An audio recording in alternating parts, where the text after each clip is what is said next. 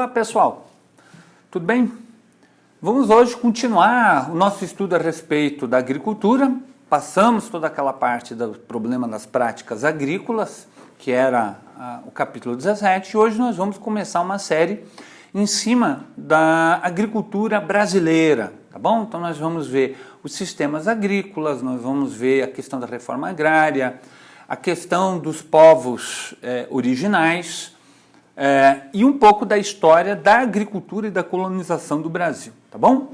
Hoje, gente, eu vou dar um aspecto geral da agricultura brasileira e vou trabalhar com a agricultura, digamos assim, comercial do Brasil, que é vitrine, né? Famoso agro da Rede Globo, tá? Agro é pop, tá bom? Então a gente vai dar uma olhada em cima desse sistema de agricultura, dessa forma de se fazer agricultura. Então eu não vou pegar exatamente no início desse capítulo, tá? Vou pedir que vocês abram um pouco mais adiante na página 51, porque a gente vai falar do que acontece hoje para depois um pouco comentar, né, os povos originais e algumas outras questões a respeito da agricultura brasileira, tá? Bem, gente, quando nós nos defrontamos aí com a agricultura brasileira, tá? Nós temos algumas características gerais da nossa forma e prática agrícola, que tem influência, inclusive, da forma com que ela é feita desde o descobrimento. Então é sempre bom lembrar que a agricultura já estava presente no Brasil antes do descobrimento, e alguns elementos dessa agricultura permanecem no dia a dia. Vou pegar com um exemplo simples, rápido e rasteiro para vocês, a tal da mandioca. A mandioca é um processo histórico feito pelos indígenas, tá? De aclimatação, de retirar o veneno de uma raiz que originalmente na natureza era extremamente perigosa ao ser humano. Inclusive de transformar essa raiz em farinha, tá? Então o famoso biju, que o pessoal gosta aí de comer, certo? E outras formas de utilização aí da mandioca, começaram também pelos indígenas que tinham essa tecnologia, tinham esse conhecimento, e a agricultura europeia, portuguesa, vai então pegar para si, né? E usar inclusive na sua culinária. Então já existia agricultura, tá bom? A agricultura que a gente comenta é essa dos portugueses em diante. Então essa agricultura portuguesa, ela nos deixou como herança, gente, uma concentração fundiária muito grande, os famosos latifúndios. Principalmente os latifúndios improdutivos são um sério problema, porque no Brasil ainda ter terra significa ter poder político. Pode ver, pega lá qualquer político, gente. Em grande parte, não todos, mas em grande parte, são latifundiários, certo? Então, no Brasil, o valor da terra está muito relacionado a um status quo, né, a sua colocação na sociedade e a uma força política, tá bom? Bem, outro ponto aí da nossa agricultura. É uma agricultura historicamente voltada para onde? Para os mercados externos. Então, com os portugueses, os indígenas não, era para o consumo interno, para o seu autoconsumo. Já os portugueses, desde o início, acharam lá, tinham que achar uma cultura que desse lucro para eles. Iniciaram com a famosa cana-de-açúcar. Ainda depois, né, eles passaram também a plantar algodão e a plantar fumo como formas de exportação. Depois, no Império, até a República, boa parte da República Velha, aliás, a República Velha toda, nós temos o café. E hoje o nosso símbolo é a soja. Nós consumimos essa soja, consumíamos todo aquele café, consumíamos toda aquela cana-de-açúcar? Claro que não. Então, uma agricultura sempre voltada a mercados externos e abastecer os mercados centrais. Exporto um produto agrícola, importo manufaturas, tá? Então, daqui nasce um pouco a nossa dependência econômica, certo? Bem, e aquela agricultura para o abastecimento interno? Aquela agricultura do abastecimento interno é o que restou do que o indígena fazia. Então nós ainda copiamos hoje, né, um sistema que é justamente a queimada. Agora, existe uma diferença da queimada que nós praticamos para a queimada indígena. Nós vimos isso na aula anterior. Então não podemos colocar o argumento de que os índios Queimaram e nós continuamos a fazer o que os índios faziam. Não, o índio fazia uma queimada controlada, manejada. Nós fazemos uma queimada indiscriminada, tá? Então, práticas desse tipo, e é da onde nós tiramos parte do sustento interno do Brasil, certo? Dessa agricultura familiar, renegada para o que sobra de território, tá? Onde não é latifúndio, e que vai ter um rendimento menor em termos de produtividade do que no primeiro caso, tá? Bem, aonde é que é focado todo o nosso estímulo, quando é focado toda a nossa força em termos de agricultura do Brasil? Na agricultura familiar para abastecimento interno? Não. Ela é focada principalmente no agronegócio e na agricultura comercial de exportação. Então, infelizmente, né, o Brasil ainda não corrigiu essa questão relacionada com busca de autossuficiência alimentar. A gente tem, sim, segurança alimentar. Os estoques alimentares, todos eles estão em ordem no Brasil, nós não temos problema nisso. Mas nós não temos uma preocupação de nós mesmos fornecermos esses alimentos. Então você pode pegar um item aí no Brasil importante que é farinha de trigo. Farinha de trigo, gente, olha só, trigo é um bem, é um produto que nós não plantamos no Brasil, certo? Nós plantamos em pequenas áreas do sul do Brasil, não dá nem para 20% do nosso consumo. Nós importamos esse trigo da Argentina e agora nós acertamos, né, por conta da relação mais próxima do Trump com o Bolsonaro, aí 700 mil toneladas de trigo que é para vir dos Estados Unidos, certo? Então nós temos um problema culinário aí, né? A necessidade de uma mudança de prática de consumo. Por que a gente não usa farinha de milho? Por que a gente não usa farinha de mandioca em substituição ao trigo que a gente tem que importar, tá? E isso tem a ver muito com essa visão aqui de justamente os melhores recursos, as melhores terras para a agricultura comercial. E aí você pode se perguntar, mas por que a agricultura comercial recebe isso e a familiar não? Se com a familiar a gente resolveria uma série de problemas, entre elas a subnutrição, emprego e trabalho, tá? A gente vai ver aqui na análise que nós vamos fazer da agricultura comercial. Então a agricultura comercial no Brasil, ela é feita, né, gente? Vamos dar aqui, ó, colocar todos os itens para facilitar, certo?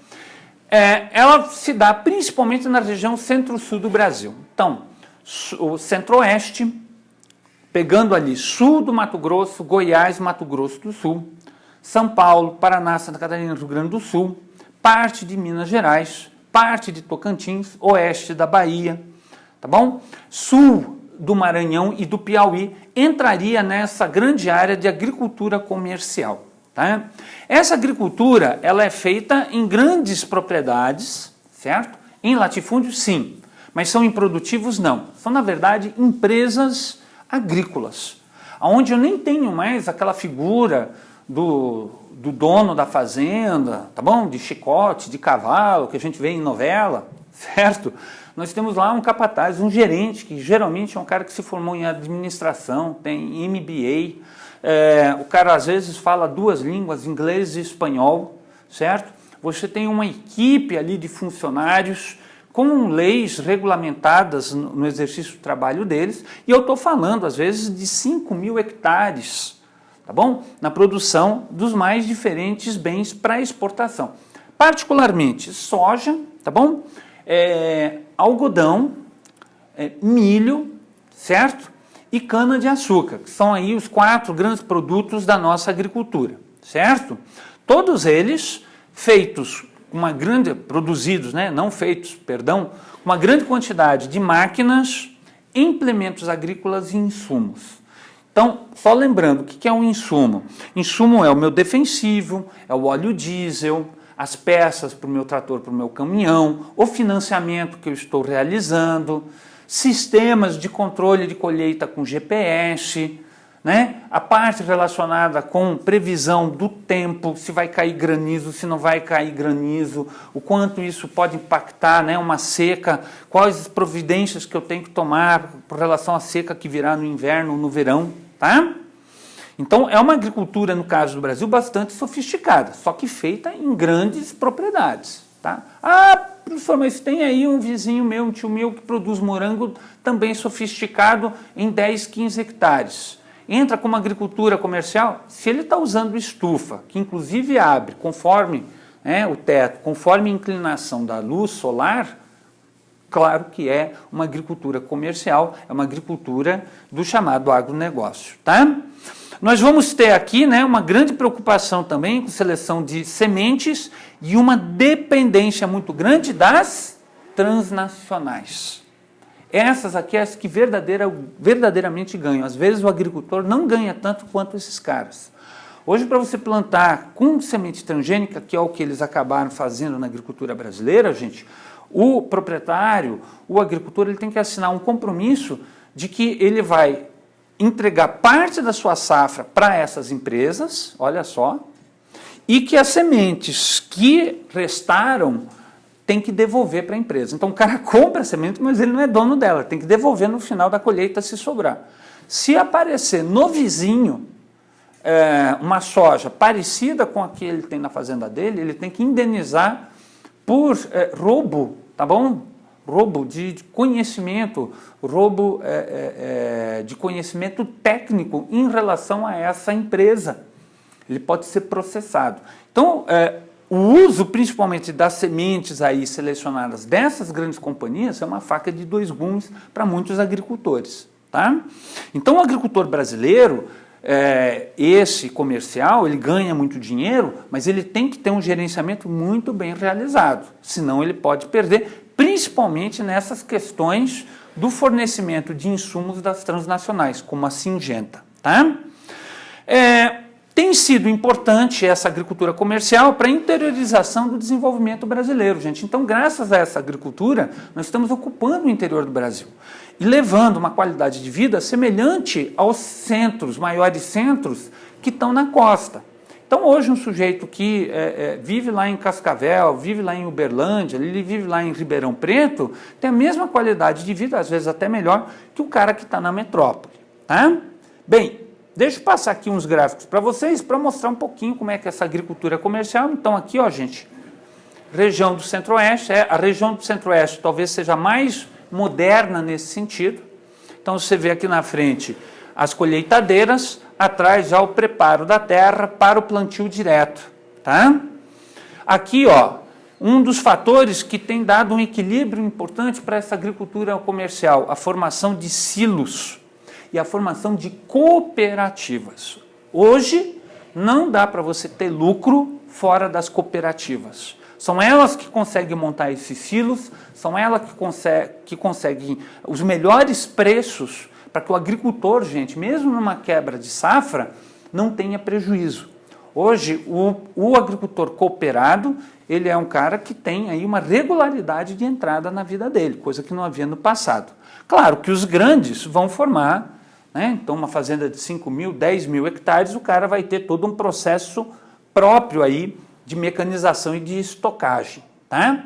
Então a estocagem ela é fundamental hoje. O cara colhe hoje, o preço não está bom, ele não precisa vender. Ele deixa no silo para daqui a 2, 3 anos poder vender a um preço melhor.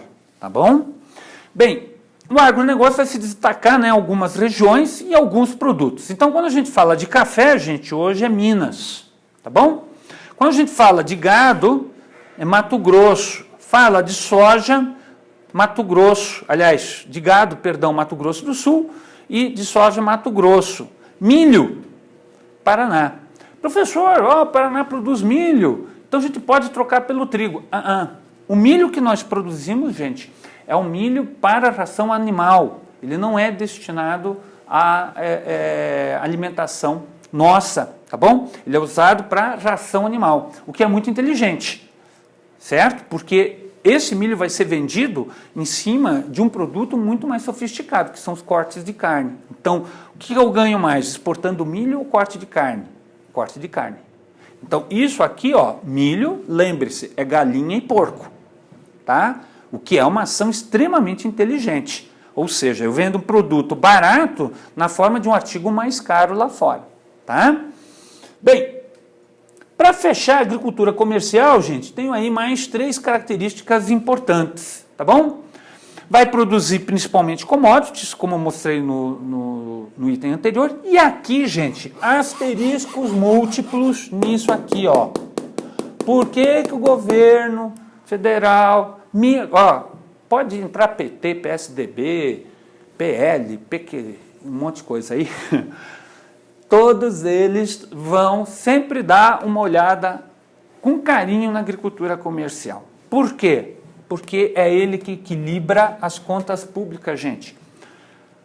No jornal aí esses dias já apareceu. O setor que vai segurar a pandemia no Brasil é o setor agrícola, porque os países estão importando mais. Ponto. Então, esse é o fator que faz com que haja esse investimento, principalmente nessa agricultura comercial. É ele que garante o equilíbrio das contas públicas brasileiras. É simples assim. Né? Enquanto esse quadro não mudar, talvez a gente se industrializar um pouco mais, outros setores se desenvolverem no Brasil, eu vou ter essa realidade aí, tá bom? Outra coisa, ela é fortemente vinculada, olha só, gente, à indústria. Então, eu produzo lá milhares de toneladas de soja. Não é você em casa que vai comprar isso, gente. É uma indústria. Milhares de toneladas de laranja. Não é você que vai comprar em casa, é a indústria.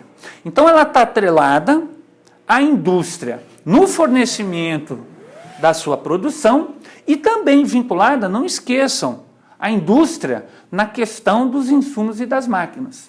Então, para fechar a aula aí, gente, deixa eu mostrar esse gráfico aqui, importantíssimo para a gente entender o agronegócio no Brasil. Então, a agricultura, o agronegócio hoje, ele é dependente da cidade, tá bom? Ele não é mais autossuficiente como aquela agricultura praticada lá atrás, né, pelos nossos ancestrais.